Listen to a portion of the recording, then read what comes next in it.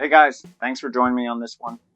In this video, we're going to take a bit of a closer look at the tools that I'm going to carry and the spares that I'll have with me to just do my maintenance and tasks on the run.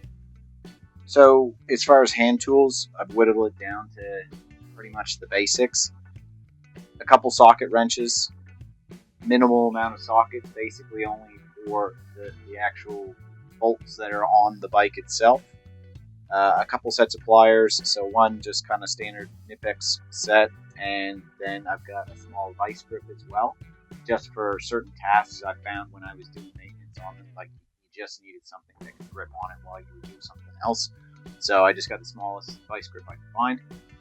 Then one of the main things is this adjustable C-spanner. I need that for when I'm working on the flywheel back here. I tried to work out different ways that I could not carry that or use something else like the vice grips, and it just wasn't possible. I needed to carry that, and I pretty much only need it for one task, but I needed it. So it's quite heavy, but sometimes you have to make those sacrifices so that you can do all the maintenance. Most of the spares that I'm carrying are sufficient that I can do all the service changes for whatever it is up to 25,000 kilometers.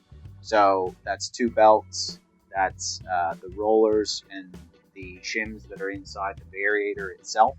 I can fully replace that variator if I need to, or just swap out the rollers if they get worn on one side, or just get flat spots on them. I've got brake pads, I can go through those as well. And I've got lots of other little spares and bits and pieces to just replace little things along the way should that happen. But basically, I figured out that I can do almost everything I would need to do on this aside from servicing the engine itself with just what you see here. This is a little $20 toolkit I got off Temu, 46 pieces in it, and honestly, I can do almost everything I want on the bike with that, aside from just these socket sets. So this helps me do almost everything. These little sockets will do almost every job you need in and around the bike. Some of the bigger ones, as when you're working in the transmission or on the rear axle or front axle, you need the slightly bigger heads. But aside from that, the Temu kit pretty well does the job.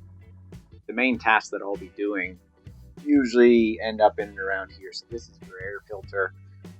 This is your whole transmission case in here. This is your oil and your oil pan in here. So we can drop that out and change that every 5,000 to 10,000 kilometers, depending on what the service interval says.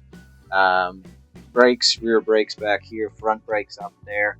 All those are easy to service and swap pads if I need to. And aside from that, the engine bay inside here we can have a look at, and it's pretty easy to access. You can adjust the throttle, you can adjust the valve heads on the engine. But anything more than that, I'd be taking into a shop. Like if it's a major issue, then I'm going to be looking for a major city to find someone who can service it. But the good thing about Vespa being in Europe, I'll be able to find a service dealer in most major cities that I go to. So I'm not really too stressed about that. What I want and what my plan is for this kit that I'm going to carry is to be self-sufficient for breakdowns on the road, or to be able to do my scheduled maintenance when I get into a hotel at the end of the night. I can do what I need, give it its service interval, and then keep going the next morning without having to find a shop each time. Another thing that I'll be carrying are cleaners and lubricants. So it's pretty basic. All I need is a CRC or a penetrant, and then lithium grease. With those two products, you can pretty much do anything you need with the scooter. I'll be carrying a spare thing of oil as well, and then buying oil when I know I'm going to do a service interval change. But aside from that, there's not too many products that I need to carry to be able to keep the bike going.